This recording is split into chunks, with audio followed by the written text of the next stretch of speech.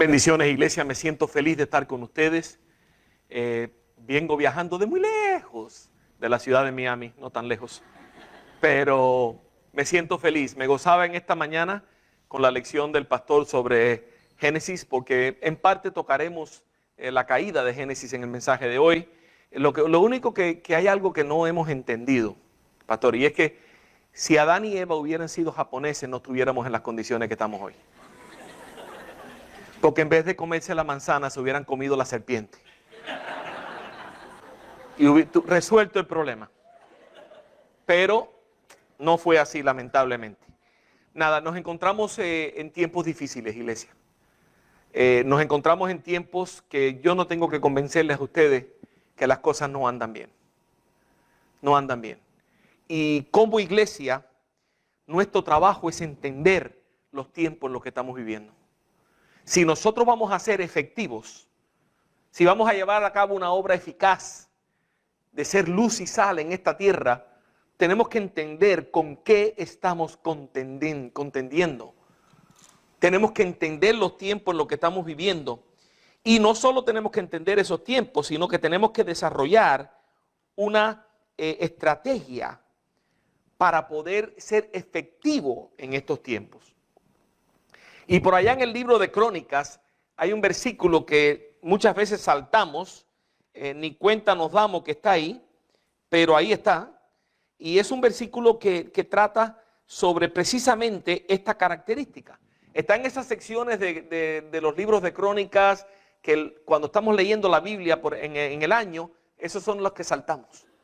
Las páginas que saltamos, porque ¿quién es el hijo de este que tuvo el hijo de aquel que tuvo lo otro? Esas partes no le ponemos mucha atención, pero ahí hay perlas en esos versículos de gran valor. Y una de ellas es este precioso pasaje en Primera de Crónicas, capítulo 12, que dice, de los hijos de Isaacar, 200 principales. Y estos hombres, estos 200, tenían una característica muy peculiar, y es que eran entendidos en los tiempos, y que sabían lo que Israel debía hacer, cuyo dicho seguían todos sus hermanos.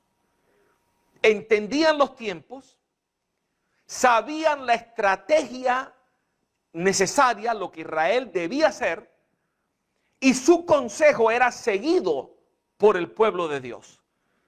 Qué precioso modelo para nosotros hoy.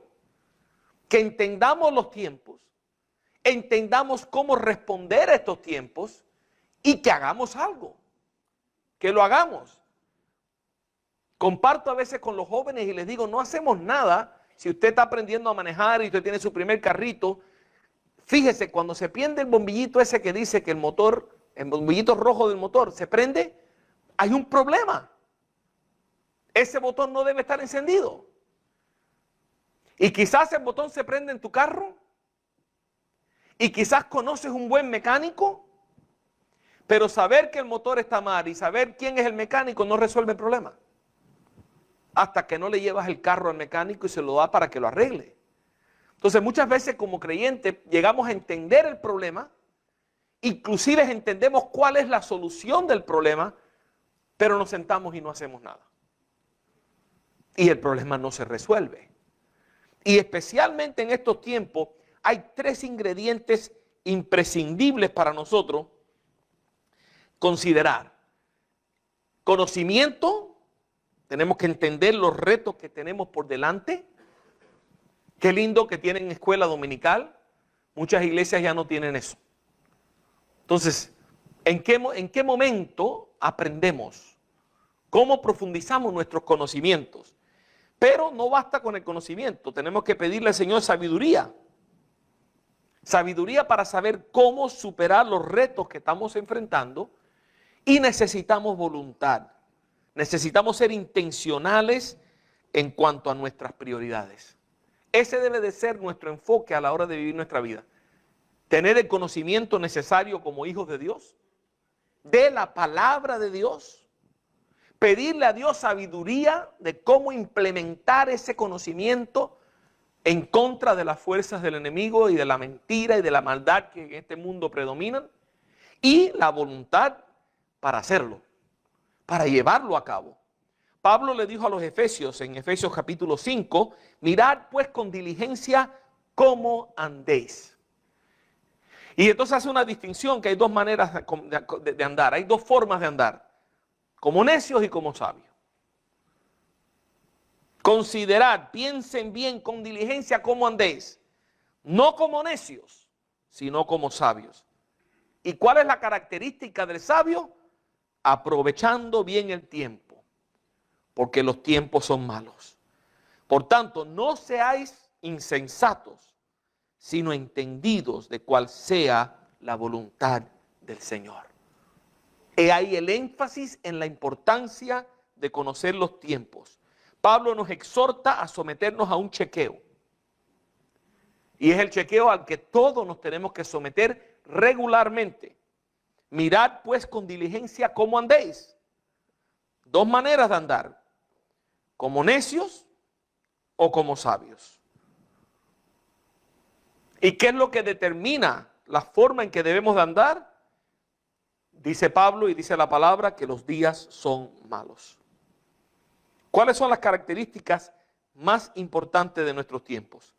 ¿Qué tenemos que saber nosotros para ser relevantes y por tanto efectivos en estos tiempos? Yo les propongo y les quiero dar el cuadro amplio. Muchos mensajes hemos escuchado quizás y muchos estudios hemos visto de pequeñas áreas y pequeños detalles y puntos particulares del mundo en el que nosotros vivimos. Pero mi objetivo en esta tarde es darle el cuadro completo, el grande, el panorama grande, the big picture, dicen en inglés, para que sepamos cómo cada pieza encaja para formar este gran panorama que enfrentamos en el mundo hoy. Y quiero comenzar con una palabra muy peculiar que en el año 2016 el diccionario Oxford lo denominó la palabra del año, y es la palabra posverdad. Entendemos que el diccionario Oxford no es un diccionario bíblico ni cristiano, y la organización mucho menos. Sin embargo, creo que acertaron con tremenda precisión, porque esa es la palabra que caracteriza los tiempos en que estamos viviendo. Del año 16 quizás antes, pero sin duda en los días de hoy, en el 2023, entrando en el 2024. Esta palabra nunca ha sido más relevante que ahora.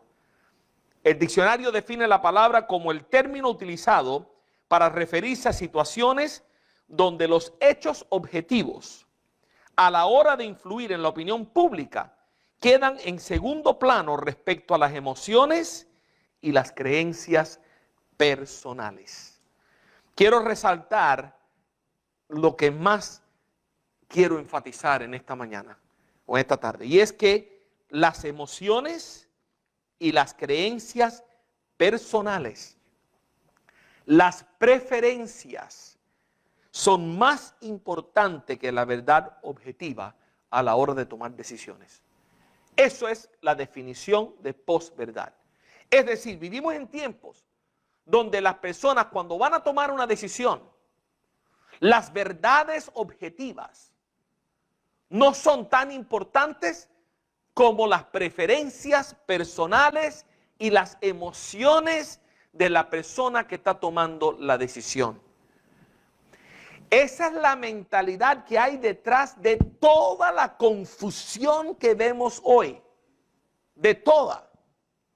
Y me encanta la relevancia de la palabra de Dios, porque lo que Oxford descubre en el 2016, Pablo lo escribió 2000 años atrás. Y estas palabras de Pablo a Timoteo las pudo haber escrito anoche, porque tienen tanta relevancia hoy como tuvieron cuando él primero las escribió. ¿Qué le dijo Pablo a Timoteo? Le dijo, porque vendrá tiempo cuando no sufrirán la sana doctrina, no valorarán, no le darán valor a la verdad objetiva, a la verdad que es la doctrina sana, la palabra de Dios, sino que teniendo comezón de oír, se amontonarán maestros conforme a sus propias concupiscencias, sus deseos, sus preferencias, sus emociones descontroladas, y se apartarán de la verdad el oído y se volverán a las fábulas. Eso describe lo que hoy vivimos. Pero qué bueno que Jesús dijo algo en Juan capítulo 8 que repercute hasta el día de hoy. Y es la herramienta, el arma que nosotros tenemos para combatir un mundo posverdad, para combatir a aquellos que han dejado la verdad y han seguido las fábulas.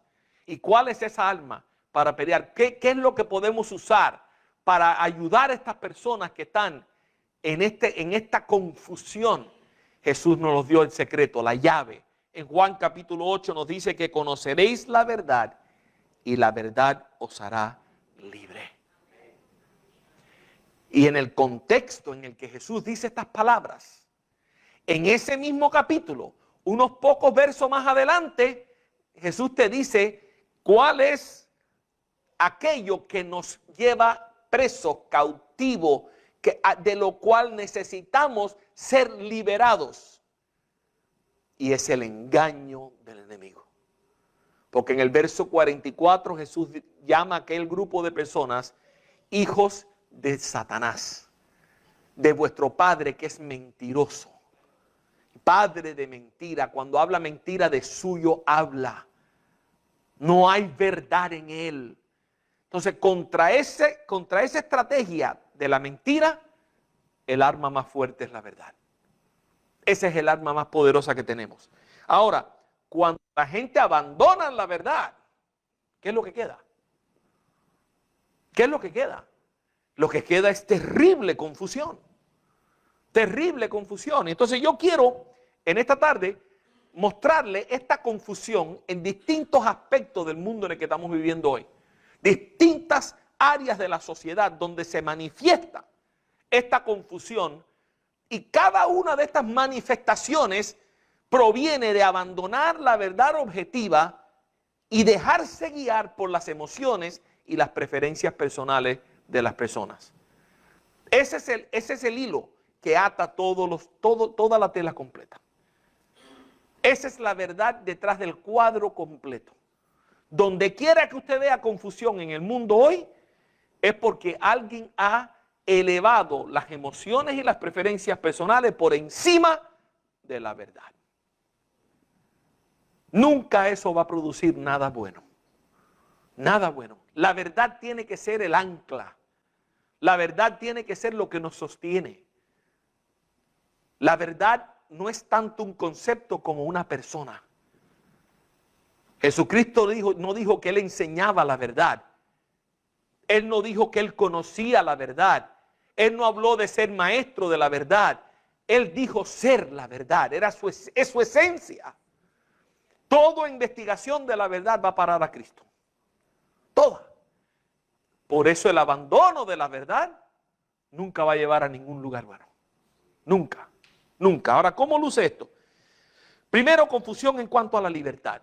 Wow, esto en los campus universitarios, en el diálogo político tan atrincherado que vemos hoy, tan polarizado que vemos hoy, aquí se manifiesta esa confusión de una manera increíblemente clara.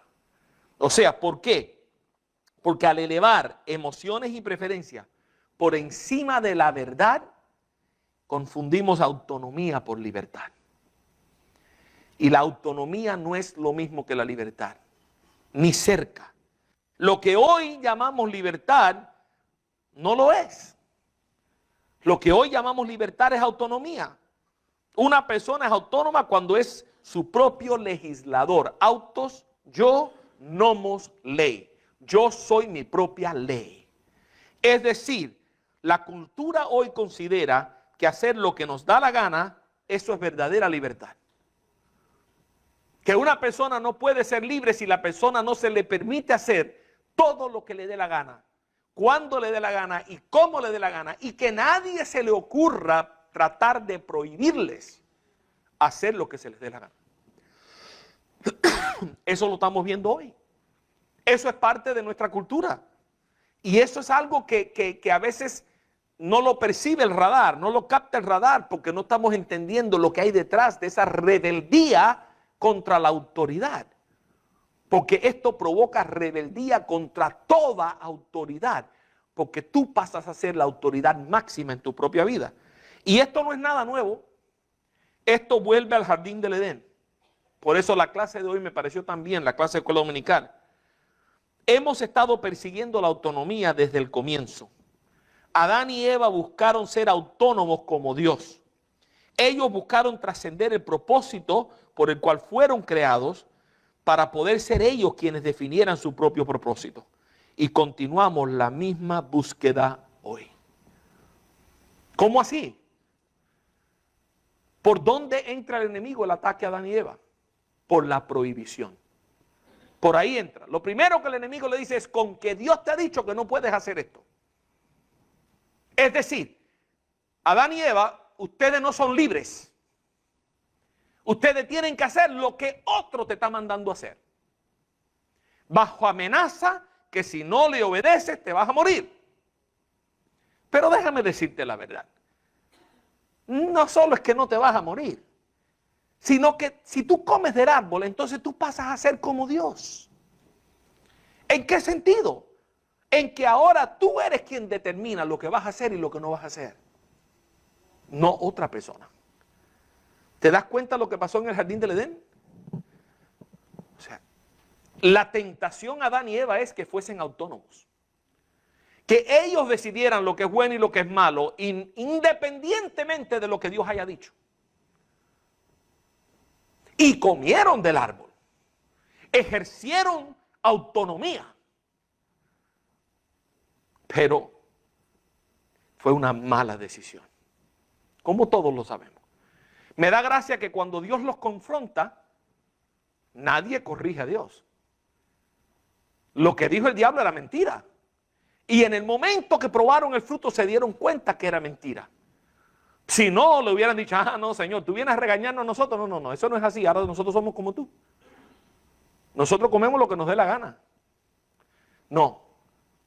Adán, ¿qué has hecho? La mujer que me diste, Señor. Eva, ¿qué has hecho? La serpiente que dijo, me engañó. Me mintió. O sea, es mentira. Es mentira que tú puedes ser autónomo. Es mentira que tú decides por ti mismo lo que vas a hacer y que eres independiente de la legislación moral de Dios. Nadie es independiente de la legislación moral de Dios. Podemos rebelarnos contra ella, podemos desobedecerla, pero pagando graves consecuencias. Y esa confusión de lo que es libertad hoy se manifiesta en todos los aspectos de nuestra vida. La mentalidad posverdad se amontona toda autoridad, tradición, doctrina y todo lo catalogan como coerción. Los jóvenes no quieren ir a la iglesia porque no quieren sujetarse a una ley moral de Dios.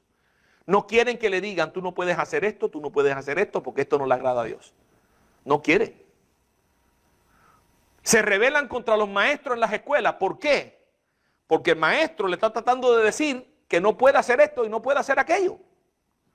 Se rebelan contra los padres. ¿Por qué? Porque los padres le están diciendo que no puedes hacer esto y no puedes hacer aquello. Entonces, esta idea de autonomía pone al joven y pone y al adulto también en contra de toda autoridad. En contra hoy los maestros, los estudiantes le pegan a los maestros. No hay respeto a la policía, a las autoridades. No los respetan. Ni respetan la autoridad de ellos. No hay respeto por las leyes del gobierno. No hay respeto de los padres. O sea, no hay respeto de nada.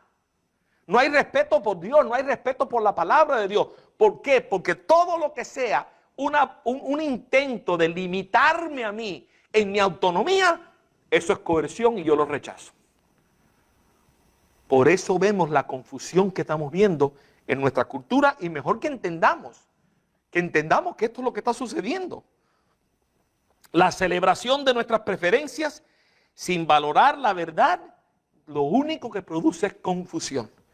Imagínese que vivir la vida haciendo lo que nos da la gana. Imagínense, aquí en esta ciudad, pues quizás la ilustración, en Miami no puedo usar esta ilustración, pero aquí sí la puedo usar. Imagínense que usted salga a la calle ahora y usted maneje como usted le dé la gana. A la velocidad que usted quiera, para cuando quiera, no para cuando no quiere parar. ¿Cómo sería? Caos. No se puede ir a ningún lado. Los accidentes estarían... En Miami no lo puedo usar porque así como todo el mundo maneja allí. Pero no se puede. No funciona. Mire, la verdadera libertad no funciona si no hay parámetros y leyes. Parámetros y leyes para definir hasta dónde llega mi libertad. Y mi libertad tiene que parar donde comienza la tuya. Para eso son las leyes. Pero la autonomía no cree en nada de eso. Y esa es la grave confusión. ¿Qué sucede cuando tus preferencias chocan con las mías? En un mundo donde todo el mundo es autónomo, ¿qué sucede cuando la preferencia de una persona choca con las preferencias de otro? ¿Cómo se resuelve el problema? No hay cómo. No hay cómo. Entonces, le voy a hacer la primera de varias preguntas retóricas. ¿Es la libertad cuestión de preferencia? No. No, no lo es. La libertad es necesaria. Absolutamente necesaria. Y la autonomía, lo único que produce es anarquía. Lo único que produce es falta de orden y confusión. Ahora, la confusión también la vemos en otra área, la dignidad humana. Ahí vemos mucha confusión también. ¿Por qué? Porque al elevar nuestras emociones y nuestras preferencias por encima de la verdad objetiva, podemos determinar por nuestra propia cuenta cuáles seres humanos tienen valor y cuáles no tienen valor. Porque ahora el valor del ser humano no es determinado porque hayan sido hechos a la imagen de Dios. El valor del ser humano no radica ahora en la verdad objetiva, sino en mis preferencias y mis emociones. Y hay seres humanos que para mí no tienen valor y otros que sí tienen, porque esas son mis emociones y mis preferencias. Y eso lo que produce es terrible confusión. Por ejemplo, Peter Singer argumenta que los bebés humanos, después de haber nacido, pueden ser asesinados por los padres. Peter Singer no es un loco ahí en la esquina. Peter Singer es filósofo australiano, profesor de bioética en la Universidad de Princeton, una de las universidades más prestigiosas de los Estados Unidos. Ese hombre tiene micrófono y la gente lo escucha, tiene plataforma. ¿Y qué es lo que dice? ¿Usted cree que el problema es el aborto? No, el aborto es el comienzo. Ahora ya no basta que esté en el vientre para matarlo, ahora se puede matar después que salga del vientre. Lo único que hay que determinar es hasta qué edad se le debe permitir a los padres quitarle la vida a sus hijos. Él dice que no es realmente una persona porque no tiene la capacidad mental de valorarse a sí mismo. Entonces, mientras que no tenga la capacidad mental de valorarse a sí mismo, los padres pueden terminar con la vida de sus hijos. Eso es confusión, pero confusión masiva. Los padres, afirma Singer, sí tienen la capacidad de asignarle valor. Y él no está solo. Dos médicos bioéticos muy populares hoy en la cultura, Alberto Gubilini y Francesca Minerva, médicos especializados en el campo de la ética, abogan por el derecho de los padres de matar un bebé recién nacido si éste nace enfermo o si les impone dificultades a los padres. Dios mío. Dice, los padres tienen autonomía de quitarle la vida a su bebé porque tienen autoridad de determinar si el valor del bebé justifica el trabajo de criarlo. Ese es el producto de la confusión que estamos viendo. Por eso hay una foto muy famosa del Congreso del Estado de Nueva York, cuando aprobaron el aborto hasta el 9º mes, hasta el momento en que la fuente se rompe, todavía es legal abortar ese bebé. ¿Y cuál era la foto? La foto es todo el Congreso con sonrisas de aquí a aquí, como que han logrado algo extraordinario. Felices por la confusión, por la confusión. Mire, un amigo mío que es apologista, Abdul Murray, dice algo que me parece que es súper clave aquí. Lo que estamos viendo hoy es la esencia de la autonomía humana sin restricciones. Convertirse en Dios, pero sin el beneficio de la sabiduría divina. El hombre quiere jugar el papel de Dios, pero no tiene las herramientas para hacerlo. Quiere usurpar el trono de Dios, pero no tiene la sabiduría para hacerlo. Quiere usurpar el trono de Dios, pero no tiene el poder para hacerlo. No tiene las herramientas. Y lo único que es capaz de hacer es destruirlo todo. Hay una película americana cómica, Evan Almighty, donde el hombre por un día se le permite ser Dios. Y el primero que dice, bueno, le voy a contestar las peticiones a todo el mundo. Pero cuando se sienta frente a la computadora y empiezan a entrar las peticiones del planeta entero, ya no sabe qué hacer y empieza a darle sí a todo. Entonces ese día se ganó la lotería. Todo el mundo se ganó la lotería. Entonces el premio se dividió en todo el mundo cogió $1. Le contestó a todo el mundo el sí. O sea, es el hombre tratando de ser Dios y no puede hacerlo. Es imposible. Ahora les pregunto, y esa no es la única área, el aborto no es la única área donde estamos viendo esto. Estamos viendo esto en el movimiento de la eutanasia, donde el ser humano quiere determinar cuáles son los seres humanos que tienen valor para la sociedad y no. Y los que no tienen valor, pues los ponemos a dormir como ponemos a dormir un perro o un gato. Entonces, ¿quiénes son las personas que dejan de ser valiosos a la sociedad? Las personas mayores. Mientras que son jóvenes y trabajan y producen, ok. Pero cuando empiezan a dejar de producir y empezar a consumir y a empezar a acarrear biles médicos grandes porque tienen que ir al hospital, porque vienen las operaciones, porque vienen... no, ya no. Ahora vamos a ponerlo a dormir para que esos recursos los puedan seguir usando las personas que pueden contribuir. Esto no es una teoría, esto se practica. En los países escandinavos se practica. En Canadá ya se está comenzando a practicar. En los Estados Unidos hay muchos estados que están luchando por esos derechos. O sea, la eutanasia. Y en mil lugares se manifiesta la confusión sobre la dignidad humana. Todo ser humano tiene valor porque es hecho a la imagen de Dios. Tiene valor en el vientre de su madre y fuera del vientre de su madre.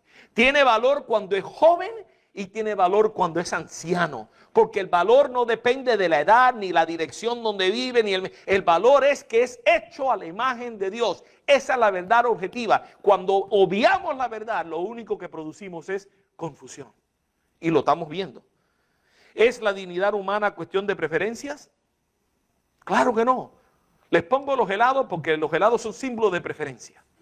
A uno le gusta un sabor, a uno le gusta el otro y cada uno es tu preferencia. Pero hay cosas que no son preferencias, que no son como el helado. Hay mucha confusión sobre la identidad. ¿Pero por qué? ¿Por qué? Porque cuando elevamos nuestras emociones y nuestras preferencias por encima de la verdad objetiva, podemos identificarnos como lo que nos dé la gana de identificarnos. Si yo quiero ser mujer a pesar de haber nacido hombre, puedo serlo, porque es mi preferencia. El individuo ya no es la biología, sino el individuo determina su propia identidad y su propio género.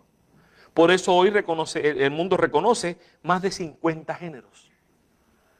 Y yo digo, ¿pero cómo? XX y XY, ¿y los otros 48 qué son? Pero entiende que la meta no son 48, la meta es que haya 8.000 millones de géneros, que cada persona sea su propio género único. Eso es locura. Eso es locura, hermano. En esta área la confusión se considera más que una virtud, es heroica. Cuando alguien manifiesta confusión en esta área, la gente lo aplaude por su valentía. Mientras que una persona afirme identificarse como blank, lo que sea, nadie es capaz de confrontarle con la verdad objetiva.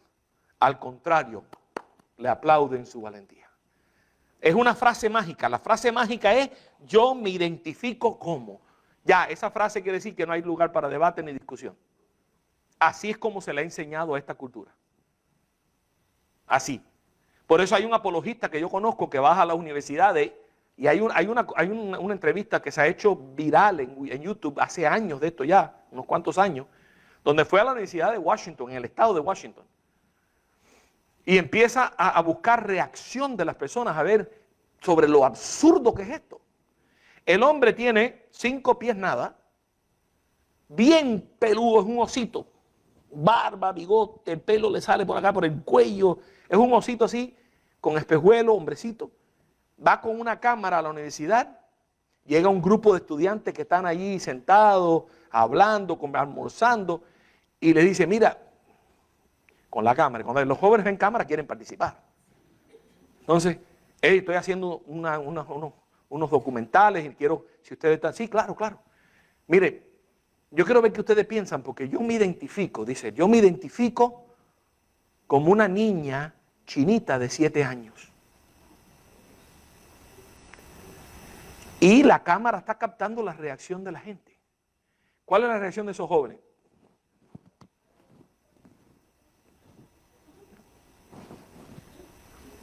Nada. ¿No has dicho nada? ¿Eh? Y él se sorprende y dice, wow, tengo que apretar un poco. Va a otro grupo en la misma universidad y les dice, yo me identifico como una niña chinita de 7 años que mide 7 pies de estatura. Y él es así. ¿Cuál es la reacción de la gente? ¿Por qué? ¿Por qué nadie lo envía al departamento de psiquiatría? ¿Por qué nadie le saca un espejo? No, eso es intolerante. Eso no se hace. ¿Por qué? Porque usó la frase mágica. Yo me identifico como ya. Lo único que resta es aplaudirle, consentir y más nada. Si no te arrancan la cabeza. Ese es el mundo en el que estamos viviendo. Por eso vemos portadas de revistas donde un hombre convertido en mujer tiene la portada de la revista. Todas las aerolíneas y todas las corporaciones quieren entrar en el nosotros también, nosotros aceptamos y nosotros entendemos, somos inclusivos. Sacan, y mire, cuando abandonan la verdad, lo único que queda es confusión. Sacan un anuncio, una aerolínea de cinturones. En nuestra aerolínea no importa cómo usted sea, usted es bienvenido. Entonces te ponen 2 cinturones de una manera, 2 cinturones de otra. Pero ¿sabe lo que esto falla? Esta ilustración termina siendo una burla de la misma posición, porque de todo eso nada más que hay una pareja de cinturones que funciona. Los otros no te van a salvar la vida en caso de un accidente. ¿Te das cuenta? Time Magazine, hace unos años atrás, sacó una revista y dice abajo en la portada, el embarazo de mi hermano, the making of a new American family, cómo se constituye una nueva familia americana. Y abajo dice, el hombre que dio a luz este otoño. El hombre que dio a luz, the man who gave birth. Entonces, cuando tú ves, espérate, y entonces empiezan a explicar el fenómeno de un hombre dándole el pecho a un bebé.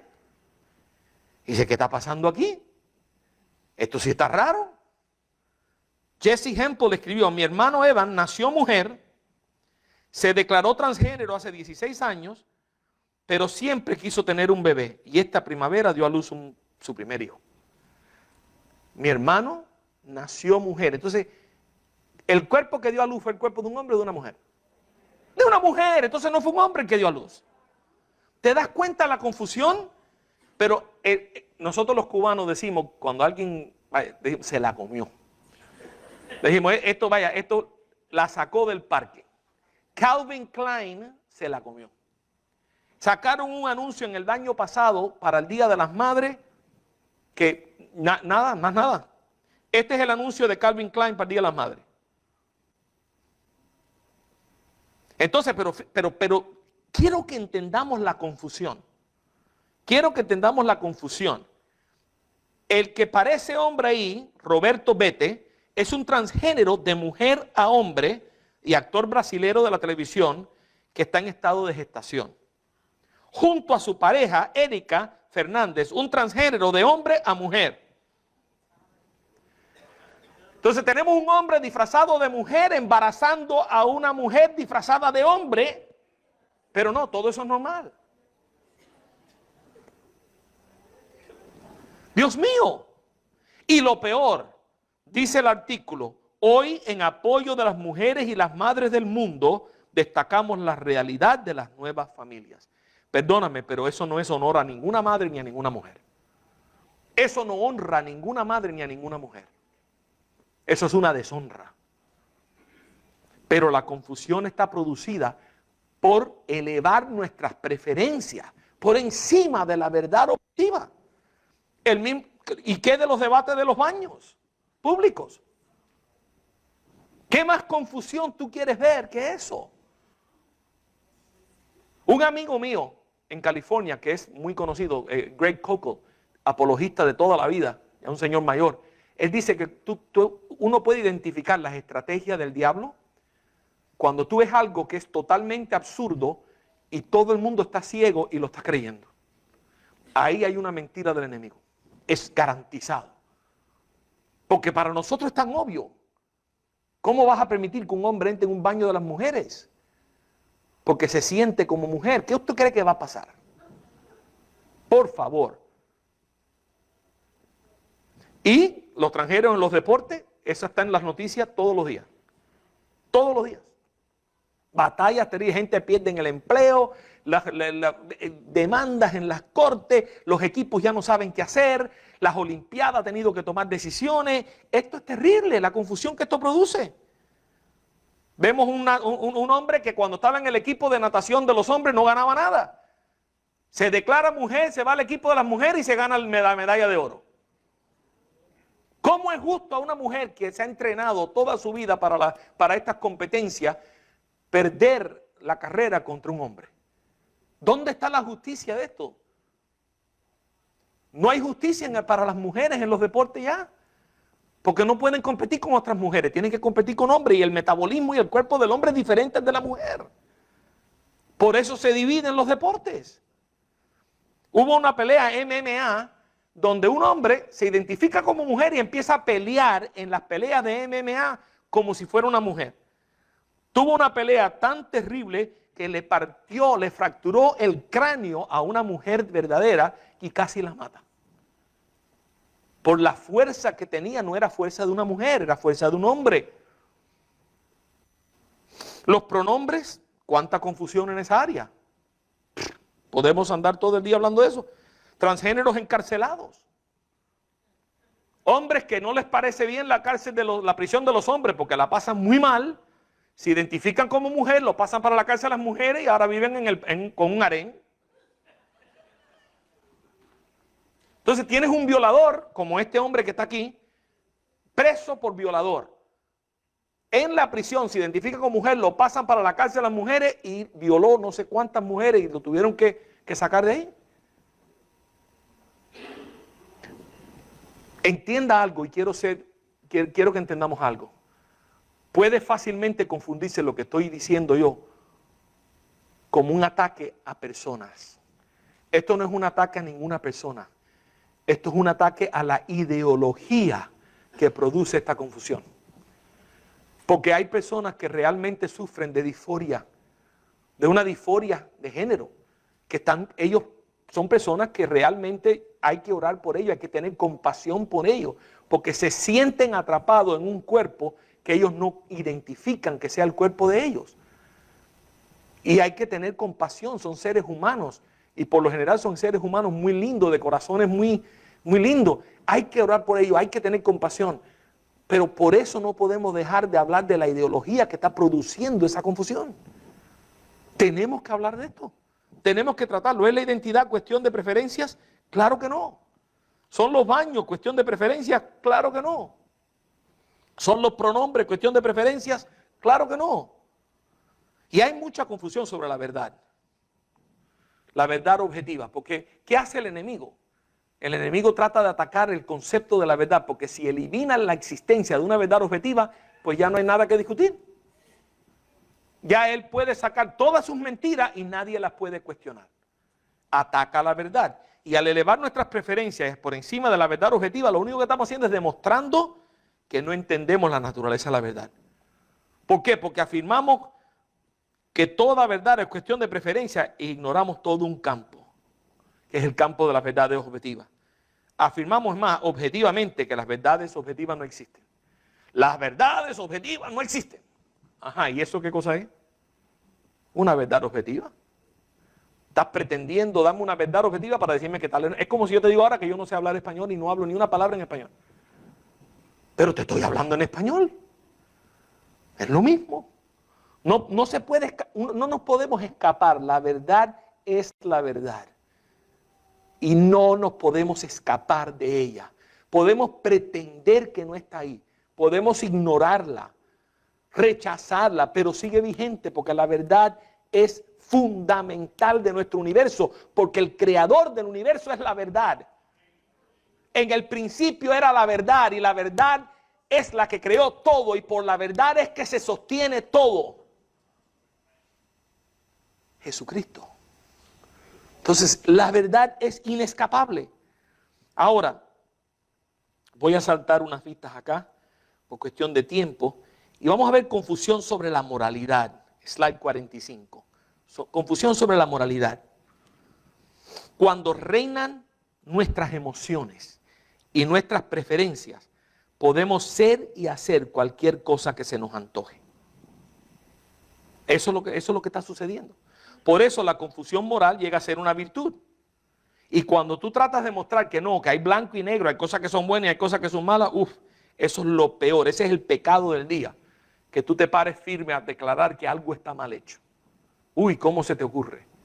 ¡Qué intolerancia!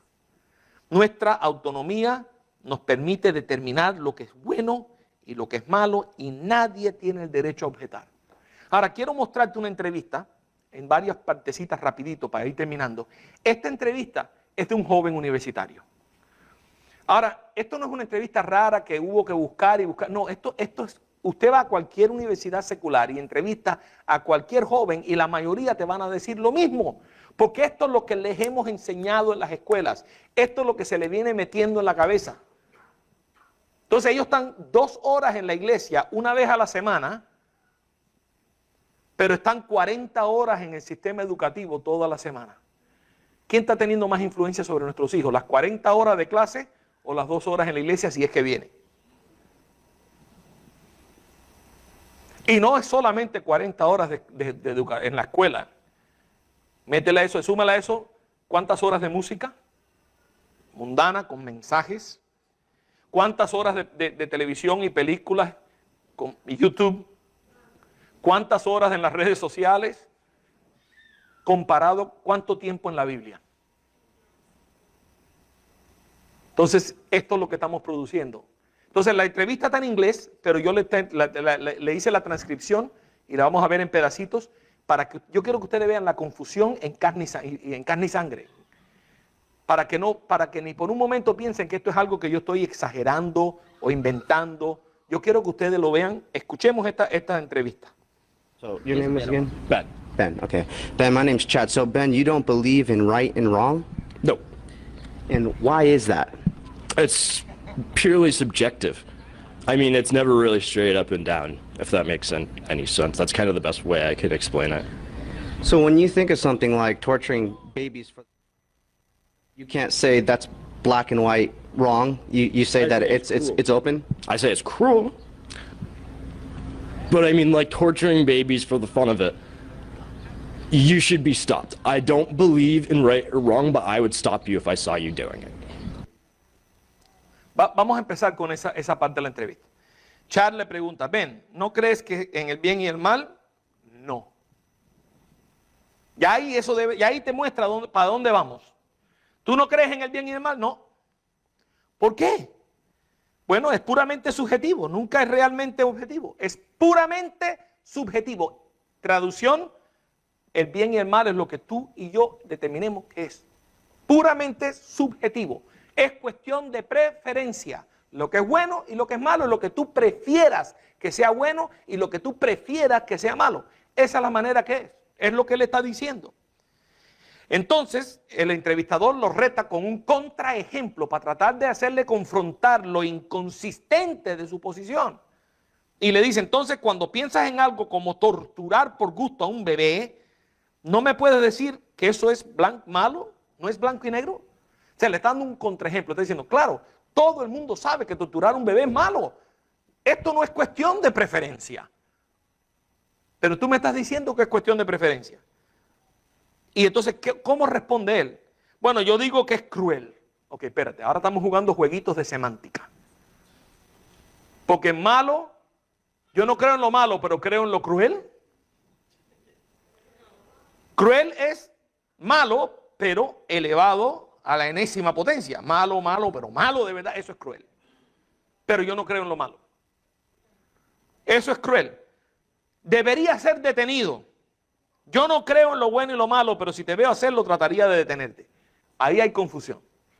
Me acabas de decir que cada uno determina lo que es bueno y lo que es malo, pero me vas a tratar de detener a mí, entonces me vas a privar a mí del derecho de hacer lo que yo considero que es bueno. ¿Cómo que me vas a detener? Entonces el entrevistador lo confronta con el siguiente clip. Of your opinion, and neither one of us has any more truth value than the other? Essentially, Just yes or no? yes. So your truth value, your opinion, has no more weight or bearing than a child molester or a rapist? They still believe what they believe, you know? Él le dice, bueno, entonces espérate. Tú me estás diciendo que ninguno de nosotros tiene una verdad que tenga más valor que la del otro. ¿Eso es lo que me estás diciendo? Esencialmente. No, dime sí o no. Sí, eso es lo que te estoy diciendo. O sea, ninguno de nosotros tiene, nuestra opinión no es más valiosa que la de ninguna otra persona. Todas nuestras opiniones morales son igualmente valiosas. Eso es lo que está diciendo. Ahora Chad, el entrevistador, le pone otro contraejemplo como para decir, bueno, todas las opiniones morales no son iguales. ¿Cómo me vas a decir eso? Le dice, bueno, entonces, el valor de tu verdad, tu opinión, no tiene mayor peso que la de un abusador de menores o un violador. ¿Qué está haciendo el entrevistador? Lo está confrontando con la realidad de que lo que él está diciendo es insostenible. Tú no me puedes decir que la opinión tuya es tan válida como la opinión de un violador sobre qué es lo que es bueno y lo que es malo. No pueden estar en el mismo nivel. Pero me estás diciendo que sí, o sea, lo está confrontando. Y él responde, bueno, ellos van a creer lo que van a creer. No, eso no es lo que te pregunté. Yo no te pregunté si eso ellos lo van a creer. Te pregunté si el valor de tu verdad no es mayor que la de ellos. No lo contestó. Sigue la entrevista. Próximo clip. The question was, though, you believe by your standard that their moral opinion is just as valuable, not any less valuable, than yours. It has just as much weight. Yeah, they're still human beings. Everybody has their right to have their moral opinion. Now, the rest of the human race and the rest of the world, maybe even the rest of the universe, nature itself, may try to stop that because it's something that goes against, you know, how do I word this, the well-being of everything around it. But I still think they're entitled to do that. Just like, and they're going to tape this, and I'm probably going to regret saying this, but I have to. Just like I think Hitler's entitled to do what he did, but I still would have fought against him. Why would you fight against him? I don't agree with the taking, I don't believe in genocide. It's just like, you know, the right versus wrong. It's like saying, because you're wrong. And just kind of going back on what you're saying, though, that's only your opinion, and your opinion ultimately has no more value than a child molester or a rapist. Pretty much. Isn't there something within you that just kind of screams, this is just wrong, but I can't explain it from my worldview? No. ¿Tú crees entonces, le pregunta el entrevistador, según el estándar moral tuyo, que la opinión moral de ellos, los violadores y los abusadores menores, no es menos valiosa que la tuya? ¿Tienen el mismo valor? Y él responde, sí, son seres humanos. Todos tienen el derecho a su opinión moral. Ahora, el resto del mundo, el resto de la humanidad, el resto del mundo, quizás el resto del universo y la naturaleza misma tratarían de detener eso. Espérate, si hay algo que alguien está haciendo y el resto de la humanidad, el resto del mundo y hasta la naturaleza y el universo lo trata de detener, ¿no será malo? Me pregunto yo. ¿Te das cuenta la confusión? ¿Y por qué es malo? Bueno, porque es algo que va en contra y por poco dice una moralidad objetiva. Pero no cree en eso, se frena. ¿Cómo digo esto? Dice, está en contra del bienestar de todo lo que nos rodea. Pero aún pienso que tienen el derecho de hacerlo. ¿Cómo? Pienso que tienen el derecho de hacerlo, el abusador de menores y el violador. Tienen el derecho de hacerlo. ¿Por qué? Porque toda la moralidad es subjetiva. Y de ahí aprieta más y dice, bueno, yo sé que esto lo están grabando y me va a pesar decirlo, pero tengo que decirlo. Como pienso que Hitler tenía derecho de hacer lo que hizo, pero yo hubiese peleado contra él. Por favor. Pero esto no lo inventó él. Esto es lo que le han enseñado. Porque los departamentos de sociología en las escuelas te enseñan que Hitler hizo lo que él pensaba que era mejor para Alemania y quiénes somos nosotros para juzgarlo. Si los alemanes pensaron que eso es lo que ellos tenían que hacer, ¿quiénes somos nosotros en el siglo XXI para juzgar lo que ellos hicieron? No podemos juzgarlo. Entonces esto es lo que él está repitiendo, como él lo ha entendido. Hitler tuvo derecho de hacer lo que hizo. Pero ¿cómo tú duermes de noche entonces pensando así? Ah, no, porque yo hubiese peleado contra él. Pero yo hubiese peleado contra él. Así yo puedo dormir de noche porque yo sé que yo hubiera estado en contra. Pero ¿por qué? Le pregunto al entrenador, ¿por qué pelearías contra él? Porque está contrario a lo que me estás diciendo. Me estás diciendo que cada uno determina lo que es bueno y lo que es malo y no podemos juzgar a nadie, pero vas a pelear contra él, entonces lo estás juzgando. Bueno, yo estoy en contra yo no estoy de acuerdo con, y por poco da otra verdad moral. Bueno, yo no creo en el genocidio. Ah, bueno, entonces no hagas tú ningún genocidio, pero ¿por qué vas a impedirle a otro que lo haga? Eso es lo que me estás diciendo. Le dice Char, eso es solo tu opinión, y tu opinión en última instancia no es más válida que la de un abusador de menores o un violador, más o menos. No hay algo en ti, porque ya después de tanta confrontación, el entrevistador sabe que el muchacho está cuestionando su propia, porque es completamente ilógico lo que me estás diciendo. Entonces trata de pedirle una decisión, que decida si está equivocado o no. Y le dice, bueno, no hay algo en ti que grita que eso simplemente es malo, pero que no lo puedes explicar desde tu cosmovisión. No. Un no así. Pero el entrevistador sabe que ya está para cerrar y en este último clip lo lleva a un lugar preciso. Veamos el último clip.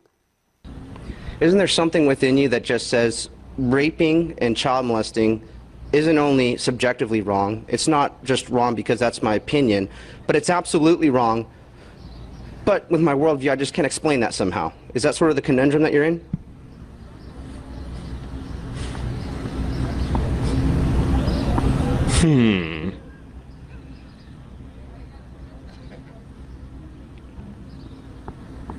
Something along those lines. No hay algo en ti que dice que violar y abusar de menores no es solamente subjetivamente malo. No es malo nada más que porque es tu opinión que es malo, sino porque es absolutamente malo, pero no encuentras cómo explicarlo desde tu cosmovisión. Es ese tipo de dilema en que te encuentras y claro, ya no lo podías seguir negando y piensas y no y bueno, algo más o menos así.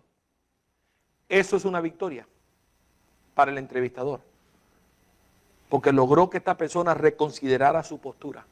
Pero yo lo que quiero que ustedes vean la confusión que produce en la vida de un joven cuando tú le quitas el ancla de la verdad y lo dejas a la deriva de sus emociones y preferencias.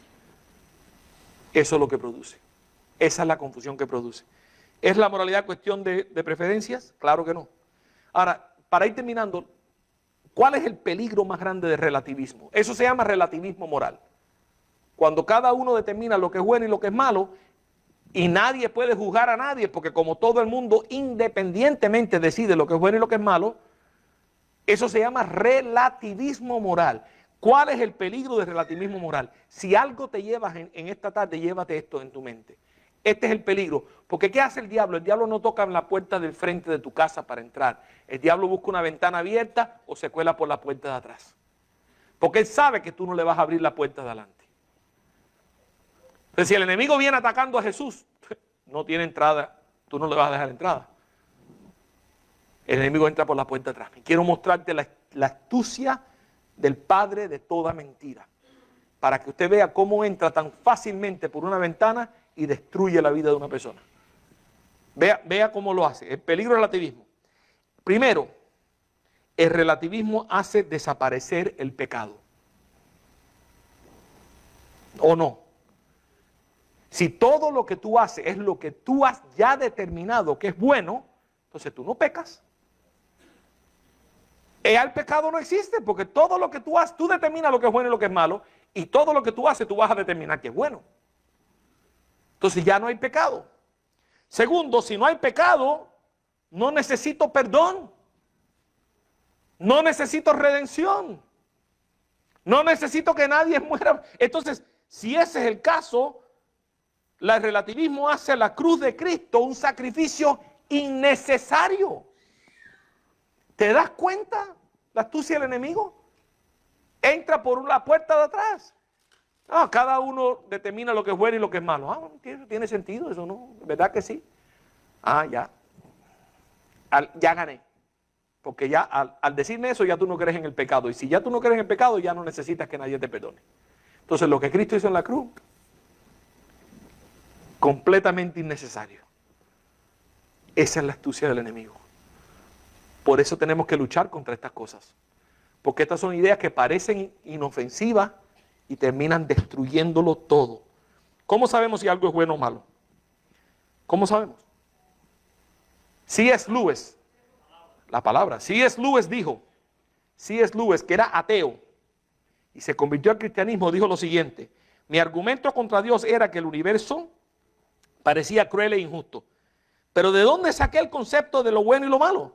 Uno no puede decir que una línea está torcida si no tiene algún concepto de lo que es una línea recta. ¿Con qué estaba comparando yo el mundo cuando le llamaba injusto? Llévese eso en su mente. Tú no puedes saber si una línea está torcida si no tienes una línea recta con qué compararla. Cuando negamos que Dios existe, negamos que hay un legislador que determina lo que es bueno y lo que es malo, traza una línea recta, entonces ya no hay cómo definir si algo es bueno o si es malo, porque no hay con qué compararlo. No hay un estándar. Entonces, ¿cuál es nuestra línea recta? La palabra de Dios. Ese es el estándar de toda verdad. Esa es la línea. ¿Tú quieres saber si algo es bueno o malo? Llévalo a la palabra. Compáralo con la palabra. Y si no está explícito en la palabra, ahí están los principios que te ayudan a determinar si es bueno o malo. Pascal lo dijo de otra manera, el gran pensador, matemático, científico, brillante, un genio de sus tiempos, que fue un hombre sumamente inmoral, que vivió de parranda en parranda, acabando con la quinta y con los mangos, decimos nosotros, y se convierte a Cristo. Y cuando se convierte a Cristo y trata de evangelizar a sus amigos, lo que recibe es candela de ellos. Tal como lo dice Pablo. Pablo dice que es así. Pero fíjate cómo lo dice Pascal. Dice, cuando todo se está moviendo al mismo tiempo, nada parece estar moviéndose, como en un barco. Claro, en aquel entonces el barco era rápido, pero hoy en día diríamos un avión. Usted va en un avión y usted va a 500 millas por hora. El café que lleva en la mano va a 500 millas por hora. La aeromoza va a 500 millas por hora. Y nada parece estar moviéndose. Ahora, si algo en ese avión se detiene y para en seco, ¿qué sucede? Un desastre. Un desastre, porque eso para, pero todo lo demás sigue a 500 millas por hora. Entonces, eso es lo que está diciendo Pascal. Cuando todo está moviéndose, al mismo tiempo, nada parece estar moviéndose. Cuando todos se mueven hacia la depravación, dice él, nadie parece estar moviéndose. Pero si alguien se detiene, dilata a los demás en su rápido avance, estableciéndose como un punto fijo. Cuando la Biblia dice que tú y yo somos la luz del mundo, nos está diciendo nosotros somos ese punto fijo. Cuando dice la Biblia que somos la sal de la tierra, somos ese punto fijo. ¿Cuál es ese punto fijo para nosotros? La palabra de Dios. Esa es la que dilata el rápido avance a la perdición de cualquier persona. La palabra de Dios. Termino con el Salmo 1. Dice, bienaventurado el varón que no anduvo en consejo de malos, ni estuvo en camino de pecadores, ni en silla de escarnecedores se ha sentado, sino que a la ley de Jehová está en su delicia, y en su ley medita de día y de noche. Será como árbol plantado junto a corrientes de agua, que da su fruto a su tiempo y su hoja no cae, y todo lo que hace prosperará. La persona que se aferra a la verdad que Dios ha establecido y reconoce la verdad de Jesucristo, esa persona es como árbol plantado junto a corrientes de agua. Pero hay personas que no. Y por eso sigue diciendo el salmista, no así los malos, que son como el tamo que arrebata el viento. Por tanto, no se levantarán los malos en el día de juicio, ni los pecadores en la congregación de los justos, porque Jehová conoce el camino de los justos, mas la senda de los malos perecerá. ¿Qué implica que haya moralidad en el mundo en el que nosotros vivimos? Si hay moralidad es porque Dios existe, porque tiene que haber un legislador detrás de esa moralidad. Y es innegable esa moralidad. Ahora, si hay un Dios y ha establecido lo que es bueno y lo que es malo, ¿dónde nos deja a nosotros? Yo soy culpable. No hemos cumplido con lo que Dios ha establecido y con lo que Dios demanda. Y ese es el gran dilema del hombre. El gran dilema del ser humano es que Dios ha establecido un orden y nosotros no lo cumplimos. Quedamos mal con Dios. Ahora, ¿cuál es la solución de ese dilema? La cruz. Por eso dice Isaías, y lo pongo en la Nueva Traducción Viviente para que quede más que claro. Vengan ahora, vamos a resolver este asunto, dice el Señor. Aunque sus pecados sean como la escarlata, yo los haré tan blanco como la nieve. Aunque sean tan rojos como el carmesí, yo los haré tan blanco como la lana. Cristo es la solución del dilema más grande del ser humano. Cristo es la verdad. Y la verdad contrarresta toda la confusión que hemos visto. La verdad disipa toda confusión. Donde está la verdad no hay lugar para confusión. Y Cristo es la solución para el problema que tenemos de haberle pecado contra Dios. Si alguien aquí en esta tarde todavía no ha aceptado ese regalo de la salvación, hazlo ya. No dejes pasar otro día sin poner tus manos, tu vida en las manos de Cristo. Acepte ese regalo. Arregla cuentas con Dios. Arregla cuentas con Dios. Porque la única solución a nuestro dilema es Jesucristo. Mi hermano, como iglesia nos toca rescatar la verdad en un mundo que la ha perdido. Y he pretendido hoy darle un panorama amplio del por qué el mundo está como está. Y la estrategia y la solución es simple. Tenemos que rescatar la verdad. Tenemos que devolver la verdad al aula. Tenemos que volver a llevar la verdad a las calles, la verdad a los matrimonios, la verdad a las universidades. La verdad tiene que predominar en todo porque es lo único que trae claridad al ser humano y disipa toda esa confusión. ¿Y quiénes tienen la verdad? Nosotros. Entonces, ¿de quién es la responsabilidad de rescatar la verdad? De nosotros. Pregúntate hoy, ¿qué voy a hacer yo para tratar de establecer de nuevo la verdad en aquellos lugares donde la verdad se ha perdido? Quiero orar por ustedes, inclinan su rostro, por favor. Padre, te doy gracias en esta tarde, Señor. Te doy gracias que tú permites que nosotros veamos estas cosas que quizás no habíamos visto, que quizás no habíamos entendido. Y que, Padre, te pido que esto despierte en nosotros pasión por tu palabra. Que despierte en nosotros pasión por ser la luz que el mundo tan desesperadamente necesita, Señor. Que despierte en nosotros esa pasión por ser la sal que la tierra tan desesperadamente necesita, Señor. Padre, despierte en nosotros el deseo de hacer algo, de trabajar para ti, de servirte a ti, de cumplir con el llamado que sea que tú has puesto en nuestra vida, de apoyar en nuestra iglesia, apoyar a nuestros líderes, apoyar a la juventud, a los matrimonios, a los ancianos, a todo el cuerpo tuyo, apoyarnos unos a otros. Ayúdanos, Señor. Ayúdanos a presentarle a este mundo la verdad pura, no adulterada, que contiene tu palabra. Y es presentarle a este mundo la persona de Jesucristo, que es el camino, es la verdad y es la vida, Señor.